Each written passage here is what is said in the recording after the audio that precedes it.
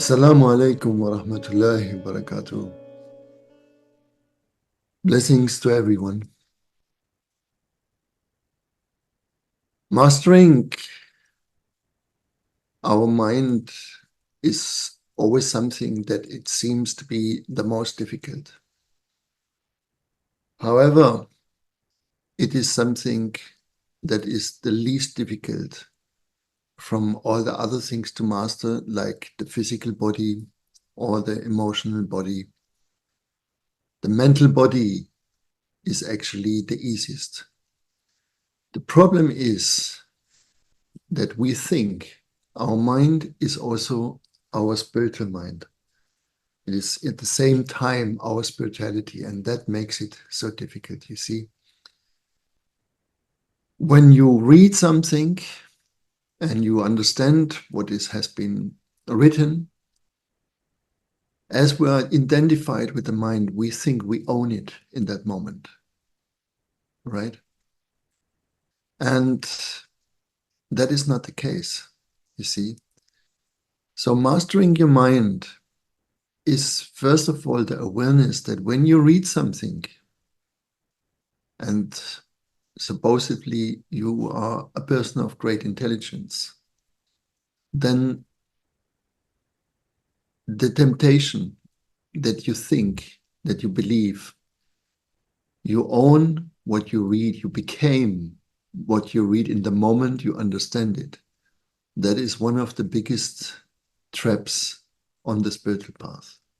No?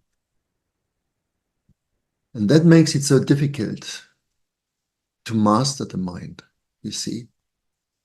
Because you want to have this experience over and over again. You read something in a spiritual context and you feel, it gives you this feeling, it gives you this experience that you own it, right?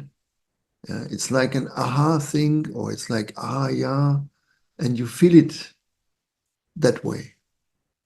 But this is an illusion. To own something, it has to come in your system. It has to manifest in your cosmic situation. That means not an esoteric thing. That means actually, when we say cosmic, it means that in your daily life, everything turns around when you own something. Yeah. Let's say you mastered the envy. No, we have these two kinds of emotions. We have these positive emotions, yeah, joy, humor, um, uh, compassion. No, we have these negative charged emotions that we can say are envy, jealousy, anger. Yeah. So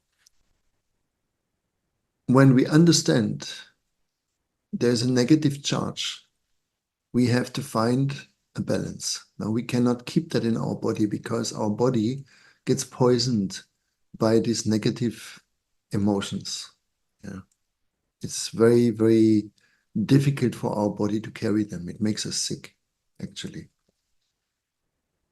So we understand mentally through this information that envy is not something to carry in us. So when the emotion comes, yeah, it will not help you to think, it is not good for us. It can be a motivation, but it needs a very strong decision inside of your system. It needs a very strong intention to let go this emotion. You see, this is what we practice when we find we have an attack of envy. Yeah, neighbor comes with a new car. We meet maybe some classmates that made a brilliant career while we have not done that. There's so many reasons of envy, no? Or they age differently than us. Yeah. Whatever it is that triggers the envy, the only way to master, so-called master envy, is not that you think you will get ever rid of it. Yeah. But you let it go through. That means you become a kind of gate that you can, when the emotion comes and wants to pile up, the water wants to pile up, you open the gate quickly and you can let it flow down with the river, right? And like this, your system stays in the right charge. While when we accumulate a positive emotion and keep it and keep it and keep it, it actually heals our body. You see, this is what we also know. This is not something esoteric. We all know and we all understand that when we have a positive emotion, yeah, we get healed by it. Yeah. Most strong, we experience it when we fall in love. Yeah. Our whole body is energized. Everything is easy for us, physical wise. So it has to manifest in the body. Yeah. Then you are the owner of what you understood mentally, right?